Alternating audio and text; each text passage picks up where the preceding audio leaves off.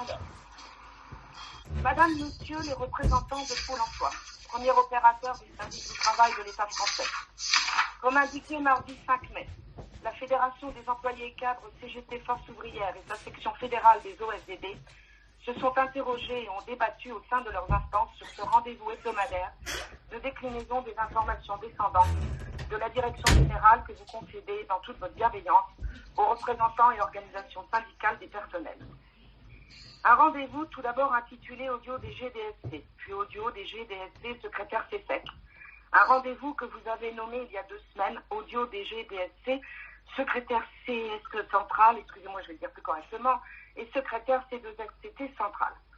Ainsi, après avoir décidé unilatéralement de convier le secrétaire du CSE central, vous nous avez indiqué que désormais vous y convieriez également, et ce tout aussi unilatéralement, sans même demander leur accord aux membres composant le CSE central et la C2FCT centrale, le secrétaire donc de la C2FCT centrale. Ce qui est votre droit incontestable. Vous nous avez même précisé que vous consacrez entre 2h30 et 3h chaque semaine à ces audios, ce qui est un fait. Nous vous avons alors indiqué qu'un tel cadre, invité, durée, objectif, était de fait celui de l'instance CSE centrale, et qu'il serait tout aussi bien de convoquer un CSE central chaque semaine, tel que nombre d'entreprises le font, permettant l'expression des élus, notamment au travers des votes, et l'information nettement plus loyale des salariés par l'obligation de réaliser des PV. De plus, vous avez indiqué, et là aussi très clairement, qu'il n'était pour vous, malgré le cadre originel DSC, pas question de négocier sur quoi que ce soit. Face à cette nouvelle vision, plus que contestable du dialogue social, dialogue que vous soustrayez de fait à toute forme légale, un dialogue où vous vous attribuez les pleins pouvoirs, nous vous avons indiqué que nous nous tournions vers les instances de notre organisation. D'autant que vous avez également, et toujours aussi clairement expliqué, que notre rôle de DSC était ici uniquement de prendre les infos que vous vouliez bien nous donner et qu'en bon relais de l'employeur, nous étions invités à les transmettre au personnel, ce que bien évidemment nous n'avons jamais fait. Ainsi, et pour être complet, dès mardi 5 mai, nous vous avons indiqué qu'un tel format nous amenait malgré nous tout droit au conseil d'entreprise tel que porté par les ordonnances Macron-Pénicaud et rejeté par la Confédération générale du travail Force ouvrière et par la majorité des organisations syndicales. Force est de constater que depuis mardi 5 mai, et de manière on ne peut plus factuelle, les choses ne se sont pas arrangées. Ce que nous avons vécu démontre on ne peut mieux ce que représente pour vous, représentant et mandaté par le directeur général, le fameux même dialogue social. Une formalité, si on veut rester politiquement correct, une corvée, si on est plus direct, une version moderne de la charte du travail, si on est simplement lucide. Ainsi, vous avez d'abord ouvertement indiqué que vous, pour présenter, et le mot a son importance, votre PRA, vous attendiez les ordonnances restreignant les délais de consultation promises par votre tutelle. Ensuite, vous avez refusé que les CSE soient informés et consultés sur leurs plans locaux, indiquant que le cadre est national, qu'aucune dérogation à ce cadre national ne sera tolérée, car comme chacun sait, les situations sont strictement identiques, que ce soit dans les métropoles, les petites et les moyennes villes, le monde rural, les DOM. Comme chacun sait, les situations sont strictement identiques, que ce soit sur un site de 100 personnes ou sur un site de 40, que ce soit au sein d'une DT ou d'une DR, voire à la DG ou à la DSI. Mais chacun sait aussi, et des inspections du travail l'ont rappelé formellement à vos staffs. Nous citons par exemple, les CSE d'établissement sont consultés par la suite, lors d'un plan national, sur les mesures d'adaptation des décisions arrêtées au niveau de l'établissement, spécifiques à l'établissement et qui relèvent de la compétence du chef de cet établissement, L 2316-20. Je referme les guillemets. Mais le meilleur reste à venir. Sur la forme. Tout d'abord le 7 mai, jour de l'inoubliable réunion d'information du CSE central. Panne technique, pas de connexion possible. Seule la proposition de délibération portée par la CGT-FO et la CGT a pu être lue par la CGT-FO. Mais elle n'a pu être mise au vote.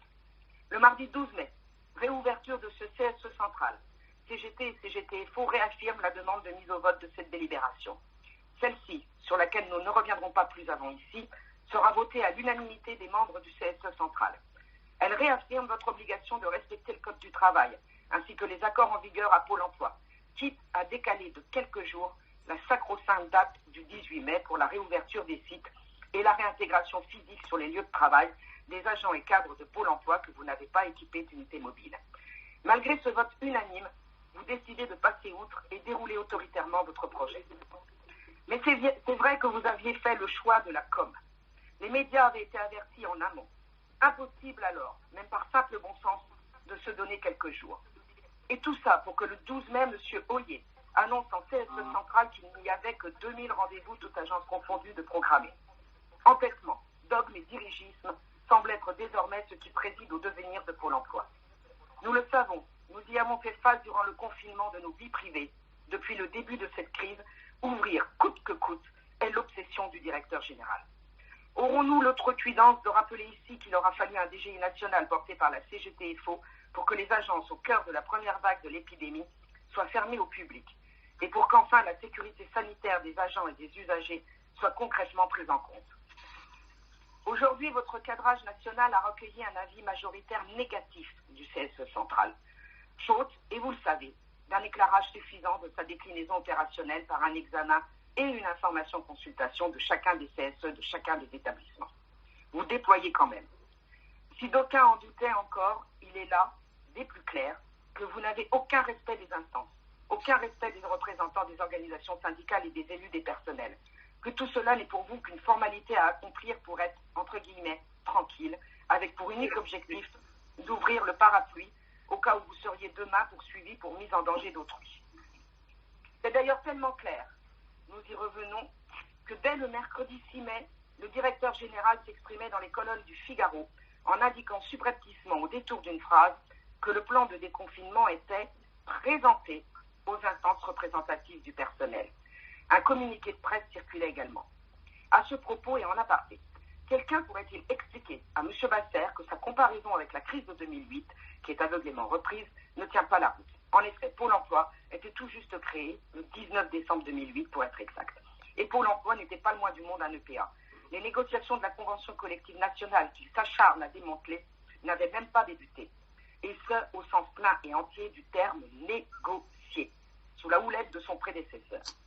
Mais revenons à ces deux documents, communiqué de presse et interview, au travers desquels on peut lire toute la doctrine Basser-Pénicaud, puisque chacun congratule allègrement et très régulièrement l'autre. Ainsi, le plan serait présenté? Non. Et on s'adresse directement à M. Basser. Non, M. Basser. Encore aujourd'hui, vous n'y êtes pas. On ne présente pas un projet aux IRP, on leur soumet, qui plus est dans le cadre d'une infoconsulte. Et présenter le 7 mai, soit le lendemain de sa présentation médiatique. Quelle hiérarchie, quelle chronologie, quel mépris. C'est donc on ne peut plus limpide.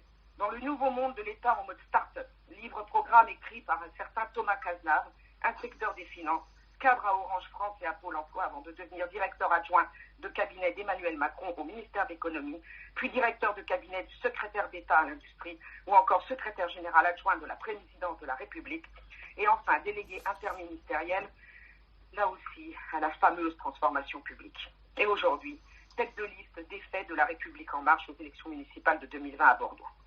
Et préfacé par un certain Emmanuel Macron, alors candidat à la présidence de la République française. Les instances représentatives personnelles sont au mieux une formalité. Au pire, c'est le retour des comités sociaux d'entreprise institués par la Charte du travail du 4 octobre 1941. Comité purement consultatif à qui on pouvait, par conséquent, se contenter de présenter les choses et destiné à s'occuper des seules questions sociales. Les fameux comités patates, chargés de distribuer les tickets de rationnement pour aider les Français. Et comme par hasard, ce vendredi 15 mai, la possibilité pour les CSE d'aller piocher dans les budgets de fonctionnement à hauteur de la moitié de leurs fonds, là aussi, sans consultation par la loi de la loi sous urgence, y compris le budget en cours, est ouverte. Bien sûr, tout cela habillé de bons sentiments. C'est pour aider les salariés qui font face à une baisse de revenus due au chômage partiel. Mais on oublie que ce gouvernement a refusé et refuse encore la prise en charge à 100% du chômage partiel pour les salariés, tel que pourtant il le fait pour les entreprises. Mais on oublie que ce gouvernement refuse de mettre en place dans cette période de guerre, entre guillemets, un strict contrôle des prix. Et c'est cruellement d'actualité aujourd'hui même. Mais on oublie que ce gouvernement refuse d'interdire la distribution des dividendes. Mais on oublie que ce gouvernement a fait basculer les salariés en arrêt garde d'enfants sur le chômage partiel. Mais on oublie que les budgets de fonctionnement existent d'abord et avant tout pour permettre aux membres des CSE de défendre les salariés en ayant, y compris, la possibilité financière d'ester en justice ou de réaliser des expertises. C'est cela, cette fongibilité des budgets AST fonctionnement que déjà les travailleurs dénonçaient et ont empêché dans leur opposition à la loi travail El Khomri, loi travail Macron El Khomri Hollande, puis aux ordonnances Macron-Pénicaud. C'est cependant cela que nous voyons se mettre en place de façon très accélérée avec l'opportunité que représente l'état d'urgence. État d'urgence prolongé jusqu'à fin juillet et les pleins pouvoirs à l'exécutif qui l'accompagnent. Tout cela ne fait donc que conforter ce que nous exprimions le mardi 5 mai. Tout cela ne fait donc que conforter la décision prise par nos instances et le mandat qu'elles nous ont donné, le refus de tourner le dos sous prétexte d'état d'urgence dit sanitaire à la représentation des intérêts matériels et moraux des travailleurs en toute indépendance, religieuse, politique et économique. Et nous ne pouvons manquer de relever que dans le communiqué de presse du 6 mai 2020 du directeur général du premier opérateur des services du travail de l'État français, que le demandeur d'emploi peut exprimer le besoin d'être reçu en agence, alors que pour l'entreprise, ce peut être en fonction de son besoin ou de son souhait. Nous ne pouvons manquer de relever que face aux remontées que nous vous avons faites sur des situations clairement discriminatoires, jusqu'à être reconnues par l'inspection du travail, pourtant elle aussi, entre guillemets, appelée à se mettre en marche, vis-à-vis des représentants de notre organisation, pas de réaction, pas de condamnation de ces faits qui pour certains peuvent pourtant être qualifiés par une justice ordinaire et non d'exception de fautes graves. Entre parenthèses, faux et usage de faux tracés dans un rapport d'inspecteur du travail. Pire, vous nous avez fait comprendre que ce n'était pas loin d'être normal, entre guillemets, puisque nous étions vos seuls réels opposants. Permettez-nous cette remarque. À la CGT-FO, nous ne nous opposons pas, tout comme nous n'accompagnons pas. Nous revendiquons, nous défendons les intérêts moraux et financiers des personnels, tout cadre et tout statut confondus. Alors, à la lumière de l'ensemble de ces faits, parce qu'aucune contre-réforme n'est remise en cause, et particulièrement en ce qui nous concerne ici à Pôle emploi, celle relative aux nouvelles règles d'indemnisation, parce que nous ne concevons pas de discriminer les usagers de nos services, qu'ils soient employeurs ou chômeurs, parce que nous refusons votre conception d'un dialogue social purement consultatif, et tout en vous remerciant de l'attention que vous avez portée à cette déclaration que nous rendrons publique, nous vous laissons poursuivre ce pseudo-dialogue qui emmène les travailleurs dans une impasse. Nous refusons de participer à une comédie tragique qui, mettant en scène un pseudo-dialogue social, trompe in fine celles et ceux que nous représentons. D'ores et déjà, à notre demande d'ouverture de négociations salaires, vous avez annoncé qu'il n'y aurait aucune augmentation de salaire, pas même une augmentation du nombre de promotions coefficientaires. Au contraire, pour solidifier plus encore le lien de subordination, vous avez d'ores et déjà indiqué que vous pourriez aller vers une augmentation du 0,8, mais uniquement en termes de primes. Est-ce très étonnant? Le gouvernement semble bien aller dans votre sens avec le décret 2020-570 du 14 mai. Asservissement, qu'on vous disait. La CGT-FO l'a déjà dit et écrit, si on nous donne une prime, on la prend. Mais notre revendication, c'est l'augmentation des salaires, c'est le déroulement de carrière accéléré pour une réelle émancipation des travailleurs.